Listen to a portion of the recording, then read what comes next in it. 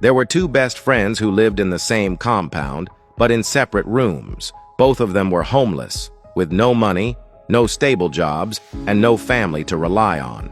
One of them survived by doing laundry work. She had no washing machine. She washed the clothes with her bare hands, ironed them carefully, and returned them to the owners. The other friend, however, stayed at home every day, doing nothing. One day, the one who stayed at home approached her hard-working friend and asked to join her in the laundry business. The woman explained everything clearly. "This job is not easy. I washed the clothes by hand, ironed them myself, and delivered them." The friend agreed.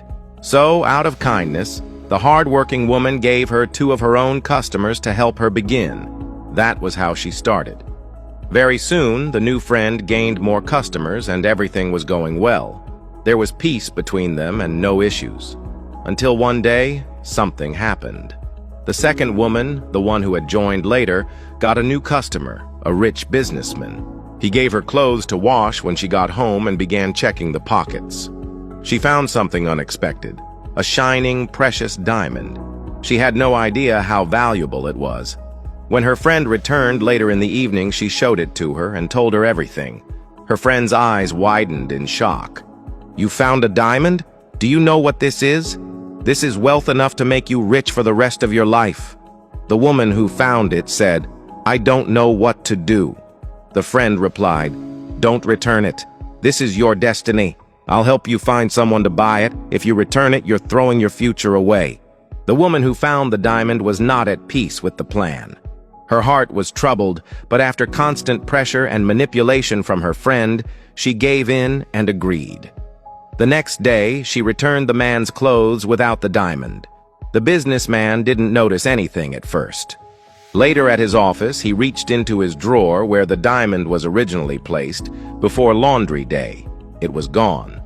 The diamond wasn't his, it belonged to another businessman who had entrusted him with it. When the real owner found out, he was furious. He thought the rich man had stolen it or sold it secretly. Because of the diamond's value, they had to do everything possible to find it. Meanwhile, the two friends were looking for where to sell the diamond. Eventually, they found a place, but the man they approached was shocked. Even he didn't have enough money to buy the diamond. He told them to return the next day and warned, "Don't go anywhere else. Others may scam you or steal it." They agreed and went home to wait. But that night, something dark happened. The jealous friend, the one who gave the bad advice, began to think, "This diamond should be mine. I introduced her to this business. I gave her my customers. But now she's doing better than me. Even this rich man should have been my customer." So while her friend was sleeping, she stole the diamond and hid it. By morning, both of them were searching for it. Confused, the evil friend lied. Maybe the diamond disappeared. Maybe it was never real. Maybe it was a test. The woman who had found it was confused and heartbroken, but she said nothing. Later that day, the evil friend pretended she was going to work. Instead, she went alone to sell the diamond. But by then, the two businessmen had already spread word about the lost diamond.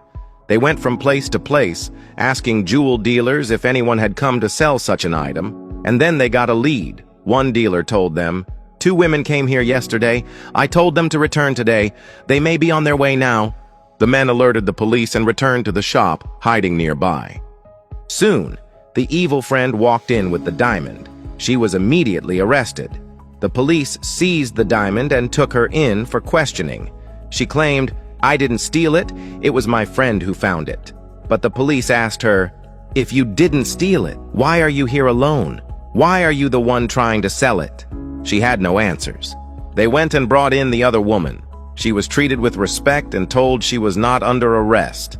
She calmly explained everything, how she found the diamond, how her friend advised her not to return it, how she felt unsure but gave in, and finally, how the diamond went missing overnight. The case went to court.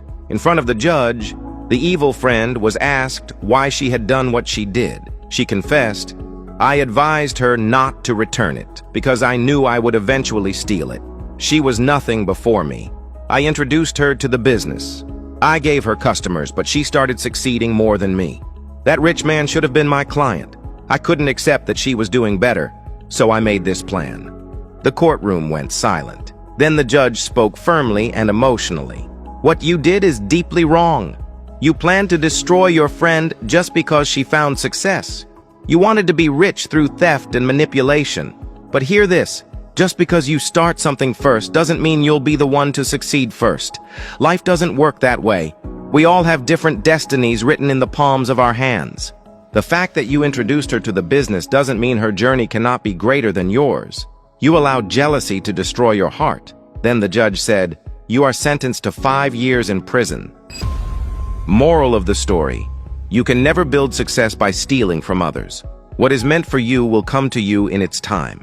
But if you try to steal someone else's light, you will only bring darkness to yourself. If you watch this far, comment, "I need blessings, and I will pray for you today." May every evil plan formed against you, whether by friends, family, co-workers, or even strangers, backfire. May God expose anyone who gives you advice meant to harm you instead of help you.